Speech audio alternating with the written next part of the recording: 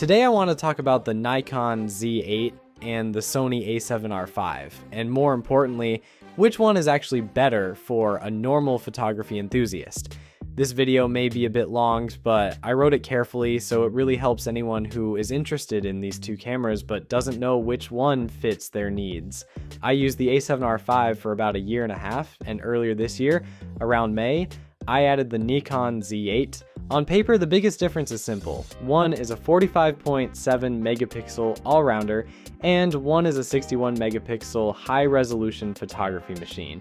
But the truth is, unless you crop heavily or zoom deep into the details, you cannot see an obvious difference between 61 megapixels and 45.7 megapixels on social media. For photography, both cameras already offer more than enough resolution. The A7R5 is more extreme and more suitable for professional studio work or magazine shoots, but for everyday people, the Z8 is often easier to use. Its burst shooting speed, blackout-free experience, and the fact that its files are easier on your computer all make it very practical. So choosing the Sony only because it has 61 megapixels doesn't really make sense. You may have also seen jokes online about Nikon's autofocus always locking onto birds instead of people. Most of those are just memes or situations where subject detection was set incorrectly. If you select animals while shooting people, or your AF area doesn't cover the face, the camera will naturally focus on the nearest object, which could be a bird. So is the A7R5 way better than the Z8 in autofocus? Not really, Sony may have a slight edge. But it's like comparing a score of 98 versus 95. For regular users, the difference is invisible. 0.0118. Sony does have one genuinely powerful autofocus feature though: face memory. Once you take a photo of someone, the camera can remember that face and automatically prioritize it even in a crowd.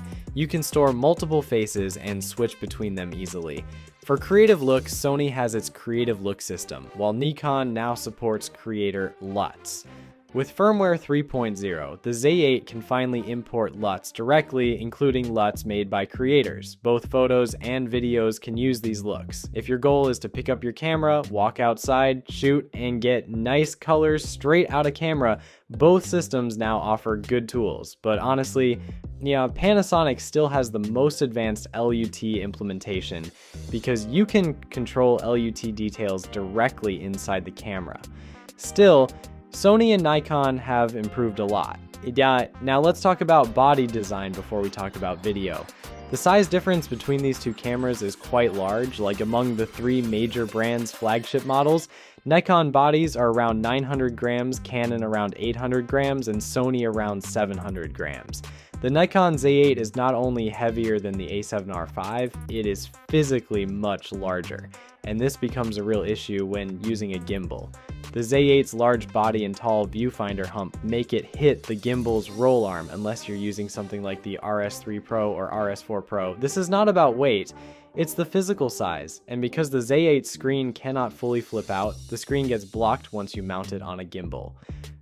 To monitor your shot, you'll likely need an external monitor, which adds more weight.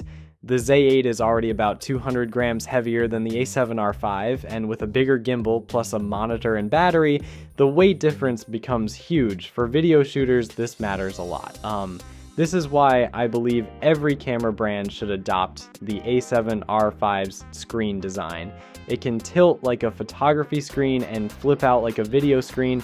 It's extremely versatile. I've only seen a similar design on the Panasonic S1R2.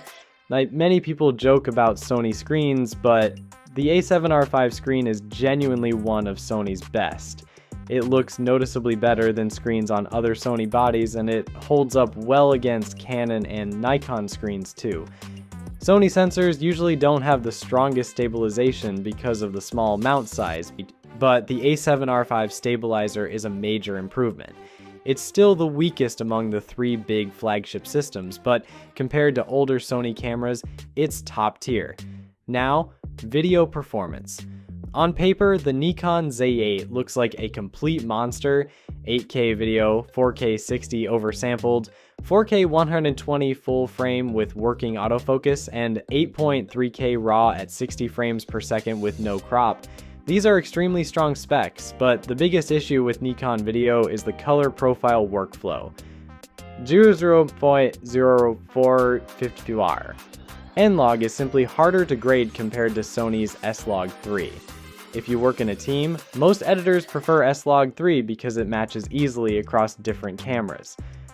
Nikon's compression isn't as efficient either. Nikon really needs to release N-Log 2, and even if they do, we don't know if it will come to the Z9, Z8, or Z6 III. Another limitation is that Nikon still does not allow dual card backup when shooting video, and vertical videos do not auto-rotate in editing software, so you must manually rotate and scale them. This should be fixed with firmware. The A7R5, on the other hand, is clearly a photography-focused camera. It has more rolling shutter, its low-light video is weaker, and 4K 60 comes with a 1.2 times crop. But S-Log 3 and PP11 are extremely easy to use, and because the camera body is much lighter and smaller, it's easier to mount on gimbals. If you want to mix photography with some gimbal-based video work, the A7R5 is simply easier, so here is a simple recommendation. If you mainly shoot photos and handheld video, the Nikon Z8 is better. If you want to shoot photos and also do stabilized gimbal shots, the Sony A7R5 is better.